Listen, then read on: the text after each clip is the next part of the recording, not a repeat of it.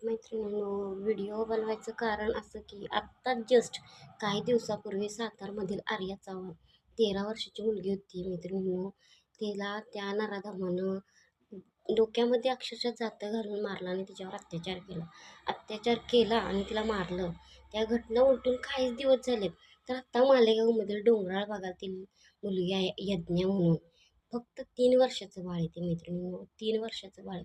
त्याला काही म्हणजे अक्षरांची जाणीव नाही किंवा कुठलीच गोष्ट त्याला समजत नाही. त्या 3 वर्षाच्या बाळावर त्या नालायकानं अत्याचार करून तिला दगडानं ठेचून मारले. काय चुकी होती तिची? ना तिनं शाळा बघितली होती, ना बाहेरचं जग बघितलं होतं. काय केलं होतं आत्तापर्यंत? काहीच नव्हतं केलं. अं, हे समाज सुधारत का नाही? त्यांच्याही घरात आया बहिणी आहेत, त्यांच्याही घरात पोरं आहेत. मी आत्तापर्यंत असला कोणत्याही बाबतीतला व्हिडिओ केला नव्हता. जस्ट नुसत्या रील टाकत होते. पण आत्ता 3 दिवस झालं फक्त मोबाईलवर तेच चालू आहे. यज्ञा बाळाबद्दलच सगळीकडे बोललं जाते.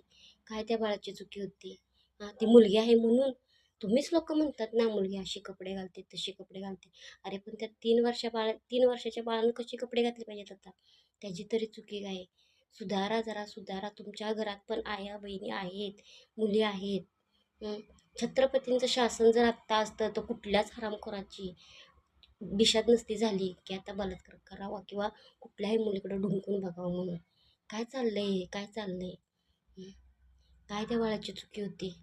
त्याला खरंच शिक्षा झाली पाहिजे. मनापासून माझं तर खूप मनापासून असा विचार आहे, की त्याला शिक्षा झाली पाहिजे आणि त्याला लवकरात लवकर शिक्षा झाली पाहिजे. त्या आर्याच्या आरोपीला अजून जेलमध्ये बसवून ठेवलं. त्याला शिक्षा नाही, काही नाही. मग ह्या बाळाच्या आरोपीला खरंच शिक्षा झाली पाहिजे. काय त्याची चुकी होती? हं. खरंच खूप अक्षरशः लाज वाटणारी अशी घटना आहे. त्या बाळ एवढंसं लहान आहे, त्याला शाळेची जाणीव नाही, काही नव्हतं माहिती. दारात खेळत होतं ते बाळ. खरंच तुम्हाला जर असं वाटत असेल, की ह्या गुन्हेगाराला लवकरात लवकर शिक्षा झाली पाहिजे, तर हा व्हिडिओ जास्तीत जास्त लोकांपर्यंत पोहोचवा आणि आपल्या घरातील मुलं, मुली जास्तीत जास्त मुली, मला फक्त मुली म्हणायचं.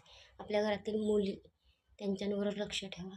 कारण की नालायक समाजातली जी लोकं आहेत ना, त्यांना कुठल्याही गोष्टीचं बंधन राहिलेलं नाही. कुठल्याही गोष्टीचं बंधन राहिलेलं नाही मैत्रिणींनो. खरंच एवढं वाईट वाटतं ना त्या बाळाचं ऐकून. मी पण स्वतः एक मुलगी आहे.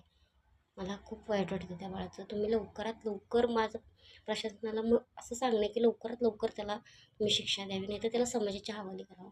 काय त्या आई-वडिलांवर काय त्या आई-वडिलांचं झालं असेल हे बघून, ऐकून. हं. माझे पण आई-वडील आहेत. मला त्या गोष्टीचा विचार करूनच मित्रांनो एवढं वाईट वाटतं. तर ते बाळ काय त्या बाळानं सहन केलं असेल. हं. मला फक्त एवढंच सांगायचं आहे, त्याला लवकरात लवकर